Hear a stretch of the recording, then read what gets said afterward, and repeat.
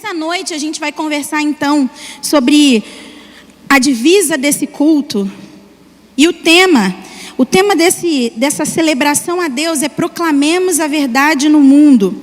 E a divisa é 2 Timóteo 2,15. E eu queria que vocês lessem comigo então. Vamos lá? Procure apresentar-se a Deus aprovado, como obreiro que não tem do que se envergonhar, que maneja corretamente a palavra da verdade. Esse texto de 2 Timóteo 2, Paulo está trazendo algumas exortações a Timóteo. E ele quer incentivar Timóteo então a se fortificar na graça.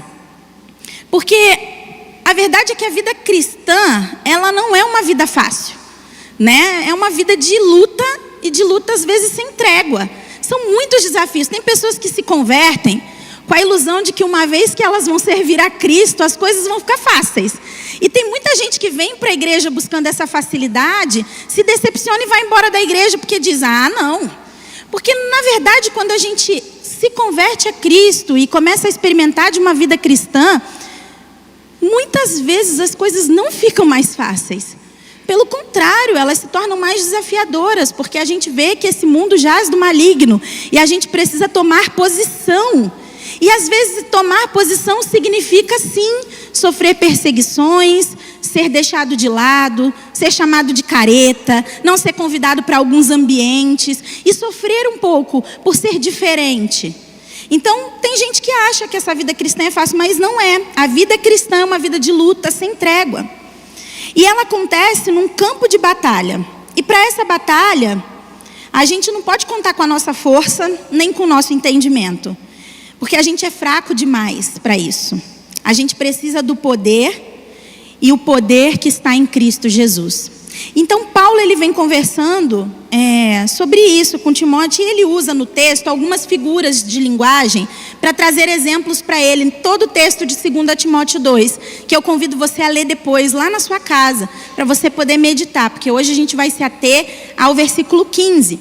Mas antes disso, ele vem falando da figura do soldado, trazendo exemplos práticos de que a vida cristã é essa vida sem trégua, de luta contra principados e potestades. Então todo cristão tem que estar revestido de armadura. Ele vem falando sobre isso. Depois ele usa a figura do atleta, que não se prepara para a derrota, mas o atleta ele treina uma vida inteira para conquistar a vitória. Depois ele fala do lavrador, que é um ofício que não tem muita importância, que as pessoas não dão muito crédito, mas ele traz de um jeito muito poético e muito bonito, cheio de emoção, a figura desse lavrador. E nesse versículo 15 ele vai falar então de um obreiro, da figura do obreiro. E é sobre isso que a gente vai pensar nessa noite. Pensando no tema que a gente precisa proclamar a verdade ao mundo, nós vamos então olhar para 3 coisas que nós precisamos nos tornar para proclamar essa verdade. Então, para proclamar a verdade ao mundo, nós precisamos nos apresentar a Deus aprovado. Nós precisamos ser obreiro que não tem do que se envergonhar. E nós precisamos manejar corretamente a palavra da verdade. Então, primeiro a gente vai pensar que para a gente proclamar a verdade ao mundo, nós precisamos nos apresentar a Deus aprovado. E quando eu fui no dicionário pesquisar o significado de apresentar, o dicionário vai dizer que é pôr-se diante ou na presença de, expor-se, à vista de, mostrar-se. A missão é de Deus, gente. Ele que é o dono da missão. Não somos nós. Nós não estamos nos organizando para ir para o campo missionário, porque é a gente que vai lá salvar as pessoas da África, porque nós somos super-heróis ou super especiais. Não é por isso. É porque a missão ela é de Deus. É Ele quem salva o perdido. Nós só temos o privilégio, a oportunidade de sermos cooperadores dele nessa missão. Então a missão de Deus não tem a ver com a gente. Ela é fundamentada completamente em Deus. E a gente precisa pensar nisso quando a gente vê que o nosso papel é, com Deus, proclamar essa verdade ao mundo. A oportunidade de proclamar a verdade ao mundo é mais uma expressão do amor e da graça de Deus com a nossa vida. Porque Ele é completo. Ele é perfeito, Ele é todo poderoso. Ele poderia fazer todo o trabalho sozinho. Ele não precisa de nós, mas Ele nos ama a tal ponto, e a gente já cantou aqui sobre esse amor tão imensurável, tão maravilhoso, que Ele ainda, além de nos trazer redenção, salvação, transformação de vida, Ele ainda nos deixa ser parte de compartilhar essas boas novas que alcançaram o nosso coração, a vida de outras pessoas, e poder ver esse poder sendo aperfeiçoado nessas vidas também. Então, proclamar a verdade ao mundo, na verdade, é um presente que Deus nos dá. É um convite que Deus nos faz. E a nossa resposta a esse convite deve ser apresentarmos, irmos diante dele. O problema é que muitas vezes a gente deseja viver a missão, a gente deseja servir pessoas, mas a gente não quer experimentar relacionamento. E apresentar-se a Deus é entender que a gente precisa estar com Ele, na presença dEle, e é a presença dEle que nos impulsiona a viver o plano que é dEle. Quantas vezes a gente ora e a gente fala: ai, Jesus, eu sou capaz de morrer por você. Se a perseguição viesse aqui, eu não teria medo, porque eu quero morrer por Jesus, meu coração queima por Jesus. Só que morrer por Jesus é lindo, mas a gente sabe o que está garantido para nós, que é a eternidade. O nosso desafio como cristão não é morrer para Jesus, mas é escolher viver por Ele todos os dias. O desafio está aí. Às vezes a gente tem um discurso tão bonito de querer morrer por Ele, mas no nosso dia a dia a gente não vive por Ele. A gente quer fazer as nossas escolhas por nós mesmos, a gente quer controlar a nossa agenda, a gente quer tomar decisão, e a gente pouco consulta sobre aquilo que a gente deve fazer. Nós somos convidados a proclamar a verdade, vivendo por Jesus todos os dias, dar a nossa vida por inteiro. Esse apresentar é um apresentar específico ao próprio Deus. A nossa entrega precisa estar fundamentada num compromisso com Deus, em pôr-se diante dele. E é interessante que como que a gente se apresenta para alguém importante? Se o chefe da sua firma fala para você assim: hoje você vai ter uma reunião com toda a diretoria, você vai tacar um chinelão havaiana, uma bermudinha, pegar aquela camisa confortável e surrada da tua gaveta, vai vestir e vai se encontrar com a diretoria? Não vai. Você vem para um culto, você pega uma roupa bonita. As mulheres aqui que estão tão lindas, bem representadas nas cores da MCM, muitas delas se arrumaram, pensaram no que iam vestir, deram aquela passadinha na roupa para estar aqui, porque a gente entende que aqui é um encontro de pessoas que são importantes para nós. Por que às vezes a gente quer se apresentar a Deus de um jeito tão desleixado, ou de qualquer forma? Nós também precisamos nos apresentar a Deus de uma maneira específica, nos apresentar a Ele aprovado. Mas o que isso significa? É interessante que para ser aprovado você precisa passar por uma prova. Quem aqui já estudou ou ainda estuda, sabe que a gente dedica um bom tempo da vida estudando para no final passar nas provas, certo? Se a gente assistiu às aulas, se dedicou, estudou, anotou, prestou atenção no que o professor fala, a gente vai ter um resultado disso. Agora, se a gente mais faltava do que ia, né, não prestava muita atenção, mandava lá no grupo do WhatsApp: viu, ora por mim, hoje eu tenho prova, mas nem abriu o livro para poder estudar, você também vai ter um resultado disso.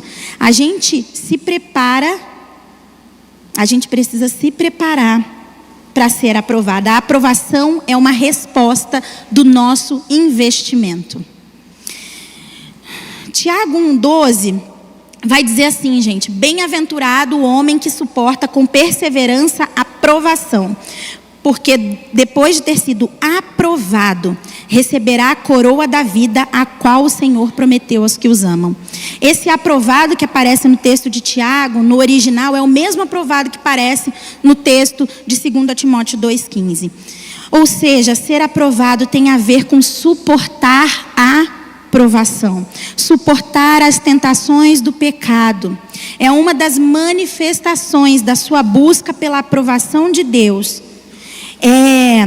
Ser aprovado é você trazer atitudes práticas de entrega para a sua vida. E 2 Coríntios 10:18 também vai nos dar uma amostra do que ser aprovado diz. O texto diz assim: porque não é aprovado quem a si mesmo se louva, e sim aquele a quem o Senhor louva. Ser aprovado tem a ver com tirar os olhos de nós mesmas e voltar os nossos olhos para Jesus. Quando o pecado entra no mundo, ele traça um padrão e traz um movimento para a história. É interessante que, se a gente for ler lá em Gênesis, a gente vai perceber como tudo aconteceu. Então, Eva estava lá, desfrutando, né, do Éden, daquele paraíso que Deus tinha criado, daquele belo jardim. A serpente então chega e ela pergunta a Eva, né, se o que Deus tinha direcionado, e Eva começa um diálogo com a serpente, onde no final ela come do fruto e entrega o fruto a Adão, e ele também come. Quando isso acontece, qual é o movimento depois disso? Eles olham para si e percebem que estão nus, e ao perceberem isso, eles fazem roupas para si e se escondem da presença de Deus, certo? Esse é o movimento. Se você for pensar na sua vida, você vai perceber que você reproduz em muitos momentos esse movimento. Quando você faz algo que você sabe que não deveria fazer porque isso desagrada a Deus, você olha para si e diz: eu não posso me apresentar assim diante de Deus, porque, né, eu preciso me ajeitar primeiro, preciso arrumar isso aqui, eu não posso servir a Deus agora. Primeiro eu tenho que olhar para o que eu estou fazendo, cuidar disso, trazer uma roupa, dar um jeitinho, e depois eu me apresento. Então a gente começa a olhar para a gente e para de olhar para Deus. O convite da aprovação é um convite contrário a esse movimento. Pare de olhar para si mesmo e olhe para Deus, porque Ele fará um movimento novo na sua vida. É você não apresentar a Deus aquilo que você acha que Deus quer que você seja, mas dar a Ele quem você é por inteiro, para que Ele trate o seu coração e te torne quem Ele quer que você seja.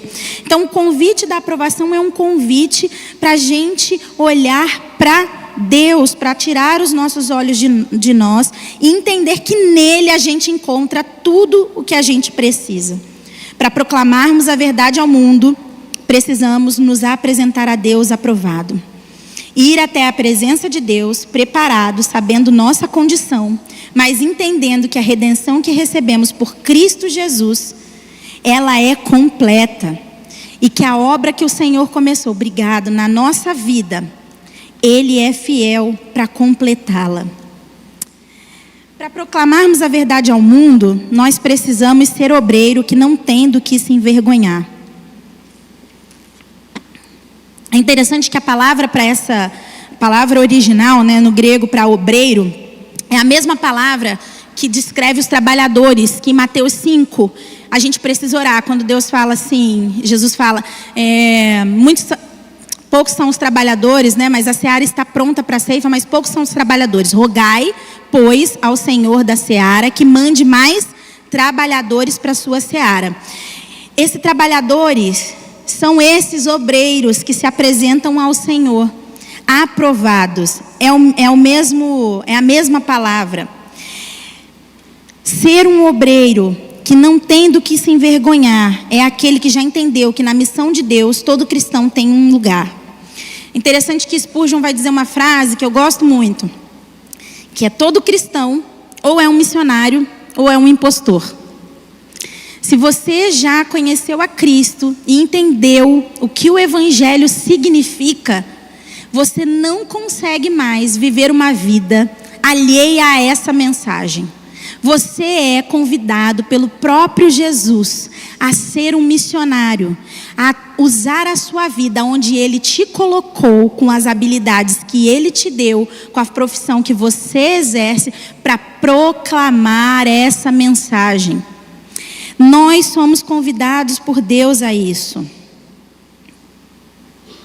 Todos nós, como cristãos, precisamos nos envolver com a proclamação da verdade ao mundo. Nós não fomos convidados por Deus, irmãos, para ficarmos sentados no conforto do banco da igreja, sendo servido e avaliando a qualidade do serviço.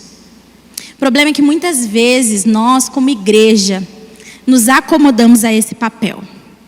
de vir à igreja, de sentar no banco.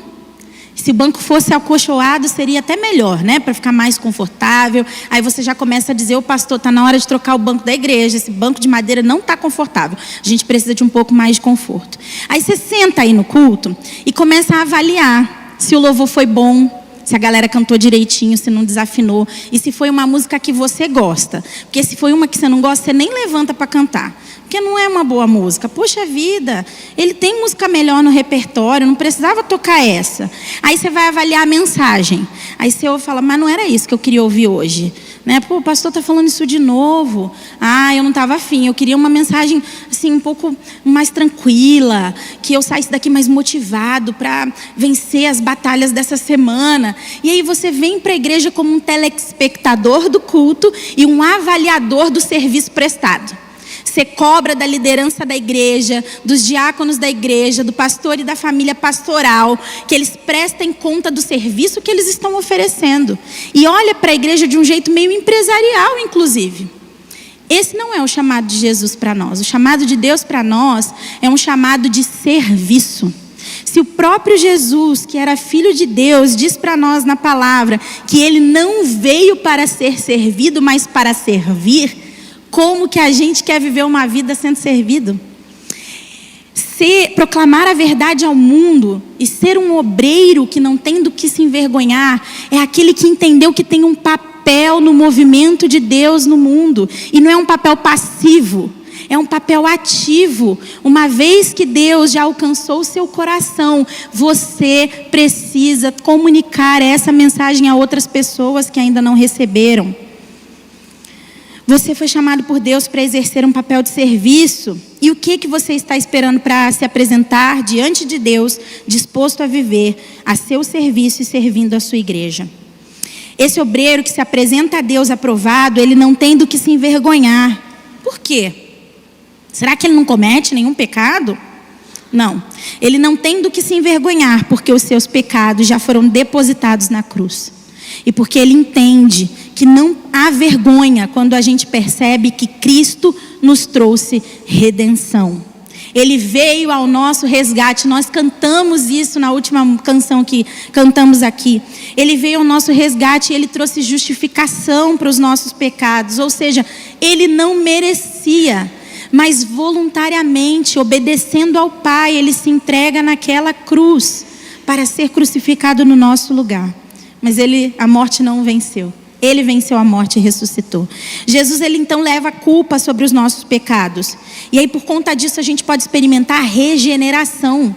Quando a gente diz que uma vez que nós estamos em Cristo, nós somos nova criatura, é porque com a experiência de Jesus, a gente recebe regeneração, uma vida nova em Cristo.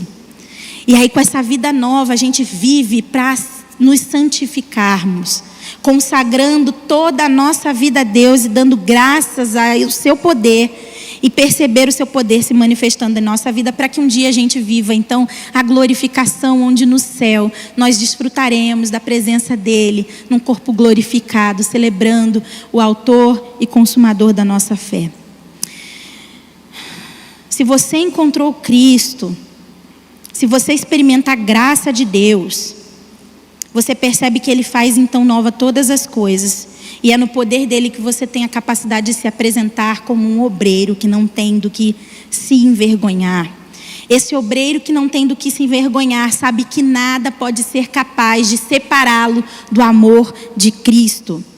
Ele não tem por que se envergonhar, porque o Espírito Santo de Deus está nele, e é o poder do Espírito Santo de Deus que dá a ele tudo o que ele precisa para ser testemunha. É a palavra de Deus que diz isso, quando em Atos 1:8 diz: mas recebereis poder ao descer sobre vós o Espírito Santo, e poder para dar testemunho em Judeia, Samaria e até os confins do mundo. Jerusalém, Judeia, Samaria, até os confins da terra.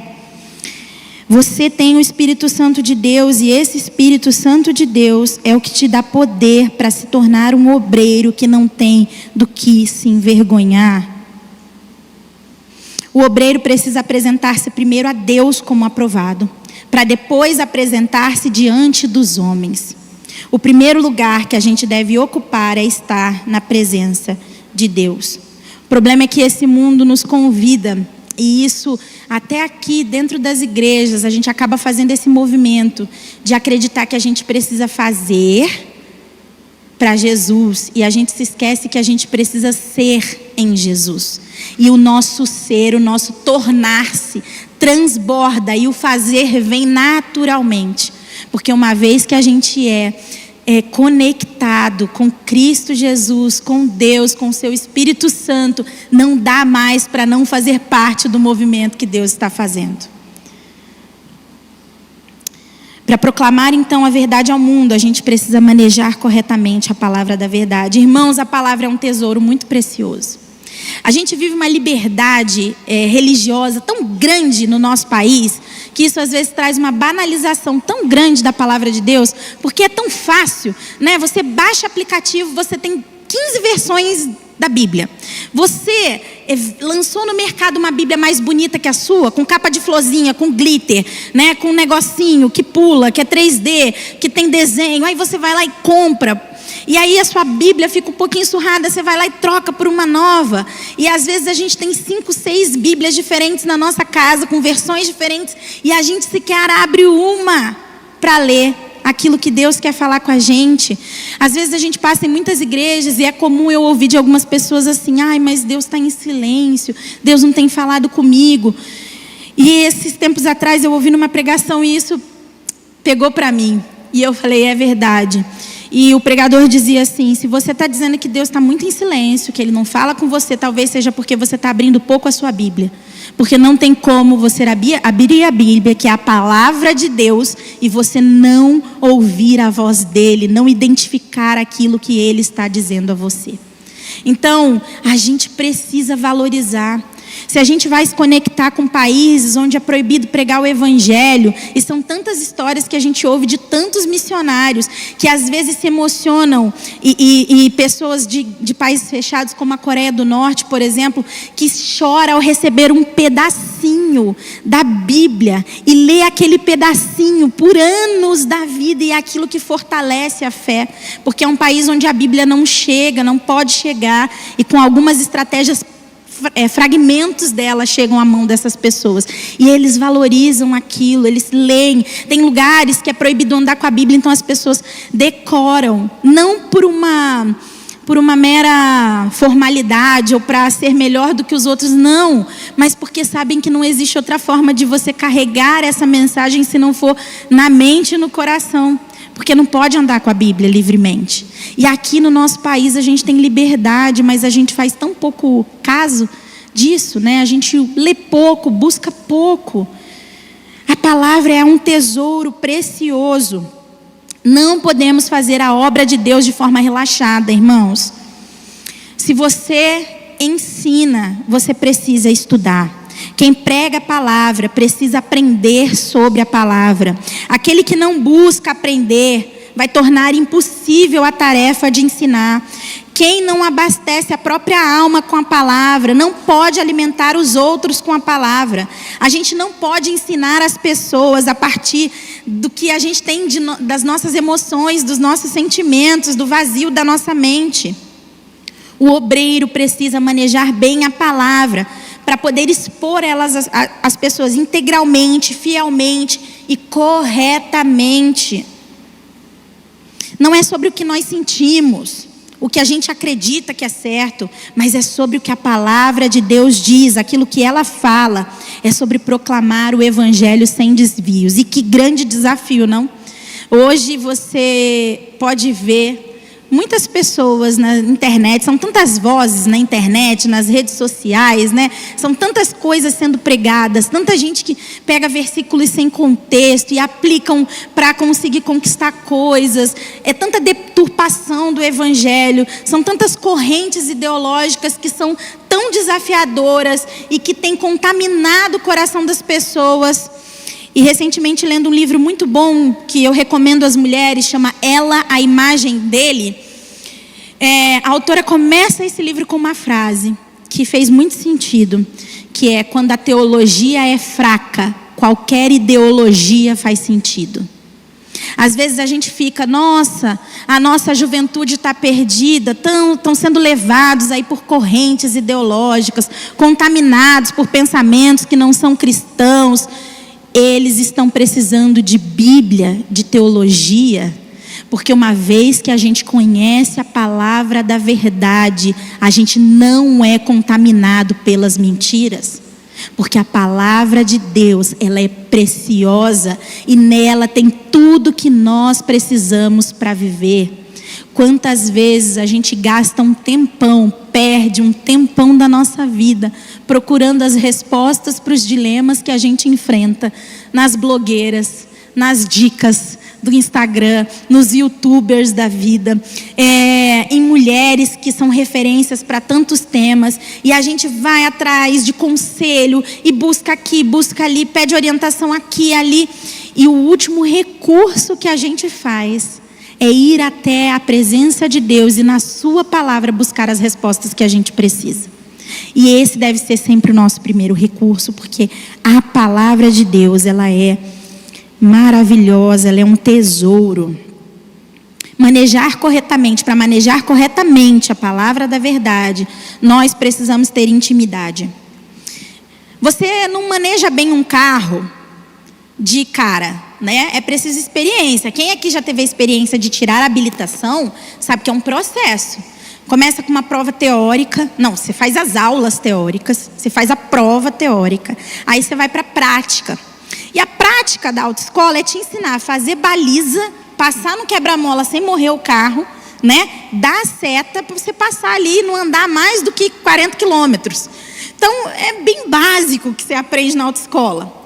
O que vai acontecer? Você tira a carta, você não pega a carta e fala assim, uau, estou com a minha carteira provisória, então agora eu já vou para a praia, pegar 4 horas de serra e vou passear. Não. Você vai ficar com medo no início, você vai querer que alguém mais experiente ande do seu lado para te dar dicas, e aí você vai pegando a manha do carro, o jeitinho do carro, e aí você vai se sentindo seguro para manejar o carro, para conduzir o carro. E a gente também precisa desse processo de ler, de estudar, de compreender, de buscar pessoas que têm mais sabedoria, mais entendimento, que estudaram mais do que nós, para poder nos ajudar a entender, a compreender. A gente precisa viver esse processo de amadurecimento, de aperfeiçoamento na nossa caminhada cristã. Porque a gente não vive de acordo com algo que a gente desconhece. Como é que a gente diz que é cristão se na vida prática a gente não demonstra isso em todas as situações, porque falta intimidade com Deus e com a sua palavra? Quantas vezes a gente sofre na vida porque a gente busca respostas em pessoas, espaços, teorias, quando a palavra de Deus tem resposta para tudo que nós precisamos. Nela nós encontramos todas as verdades sobre a fonte da nossa vida. A palavra da verdade é o Evangelho. E a gente precisa comunicá-lo com integridade. Não dá para a gente viver uma vida cristã, não dá para a gente proclamar a verdade ao mundo, se a gente não se conecta de forma pessoal e íntima com essa verdade. Deus, Ele não quer relacionamentos superficiais. Você pode aprender sobre Deus vindo à igreja domingo, mas Ele quer te entregar muito mais durante toda a semana, através da intimidade que Ele quer que você construa com Ele. Deus é o maior interessado em ser proclamado no mundo. Fazer parte disso é um presente de Deus para nós. E quando a gente fala do mundo, o mundo, irmãos, engloba todos os lugares. Então é aqui em Americana, no estado de São Paulo, é no Brasil e é em todas as nações. Deus, Ele precisa ser revelado. Então onde Deus colocar você, ali você deve proclamar a verdade. Aí você deve ser um obreiro que não tem do que se envergonhar. Ali você precisa se apresentar a Deus aprovado. Quantas vezes, irmãos, vocês ficam buscando pessoas para irem na sua casa, né? Fica dizendo, ai, meu marido não vem à igreja, minha esposa não vem à igreja, meu filho não vem à minha igreja, porque o pastor não visitou ele. porque se o pastor tivesse ido, porque se o líder tivesse ido, ele teria se motivado, ele teria vindo para a igreja, a responsabilidade é que a igreja não cuida. Onde você está, você é a igreja, e você é responsável por proclamar a verdade no mundo, e talvez o mundo que Deus quer que você proclame a verdade seja a sua casa, entre os seus familiares, entre os seus vizinhos, no seu trabalho, com as pessoas da sua faculdade. A responsabilidade de comunicar essa verdade às pessoas que estão próximas a você é sua.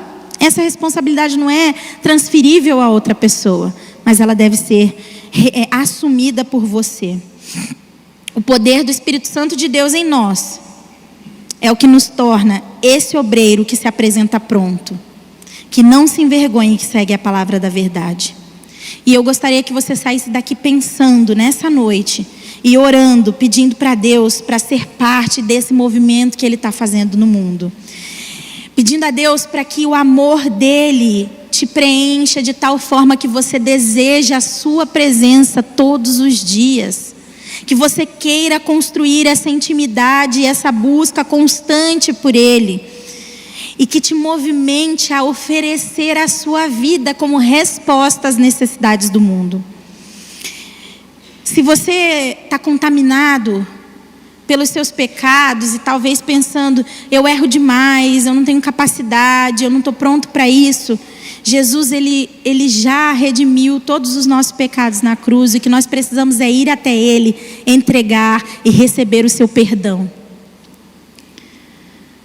Não tenha vergonha de se expor diante do Senhor e receber dEle todo o cuidado e toda a exortação que você precisa. Que você saia daqui querendo conhecer o Senhor e continuar a conhecer o Senhor todos os dias da vida. Saia daqui comprometido a buscar a presença de Deus, conhecê-lo íntima e profundamente. Às vezes a gente vem para a igreja e é desafiado pelo Senhor e toma algumas decisões. Agora, fim de ano é a vez, né, da gente começar a pensar nas metas para o ano seguinte, né? Então a gente olha tudo que a gente tinha desenhado para 2023, normalmente é assim, né? Fala, nossa, não consegui projeto verão, né? Então vai ser projeto verão agora 25, vou começar a executar em 24, porque eu não consegui perder o peso que eu tinha pensado que ia perder no início do ano. Então aí a gente vai checando. Não consegui ler a Bíblia toda em 3 meses, como eu tinha pensado que eu ia fazer. E aí a gente começa a pôr de novo outras metas que talvez a gente não consiga executar. A vida com Deus não é uma vida de rompantes, assim, né? A coisa ficou difícil, eu começo a buscá-lo intimamente, loucamente, não vivo sem a palavra. Quando tudo fica mais tranquilo, eu esqueço que eu preciso buscá-lo.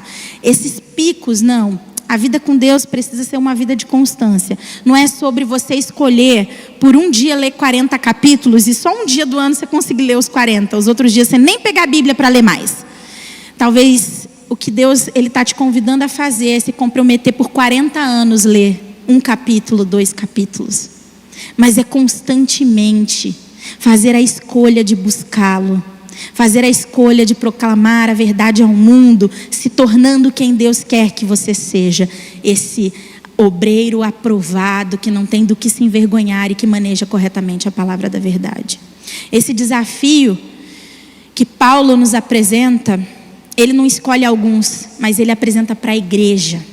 Nós somos convocados por Deus para sermos esses obreiros. E qual é a nossa resposta a esse convite? A gente tem 2 escolhas.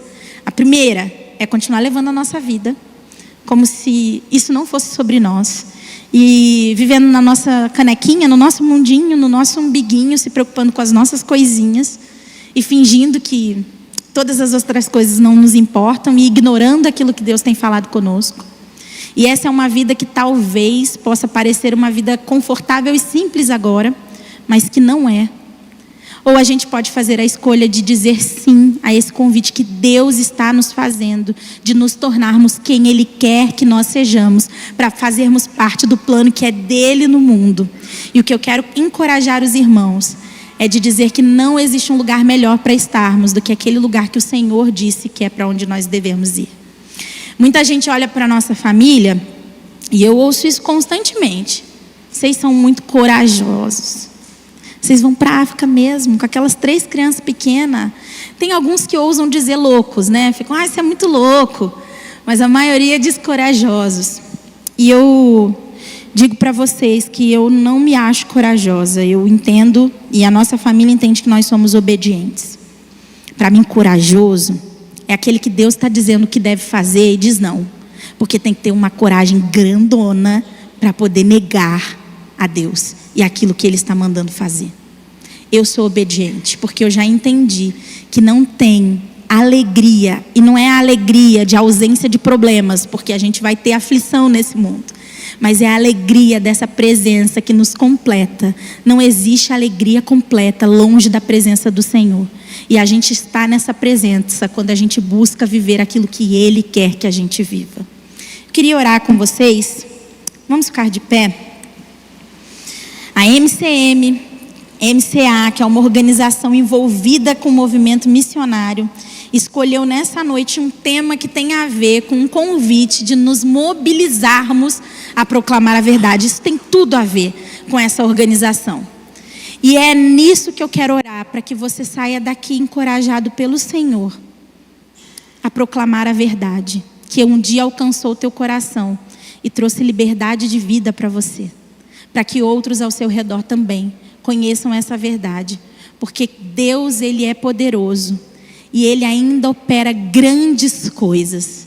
Cabe a nós escolhermos ser parte disso que Ele está fazendo e poder de perto experimentar essa beleza e essa grandeza do movimento de Deus, ou a gente viver uma vida insatisfeita, olhando só para a gente mesmo e vivendo como se nada mais fizesse sentido ou tivesse importância. Vamos orar?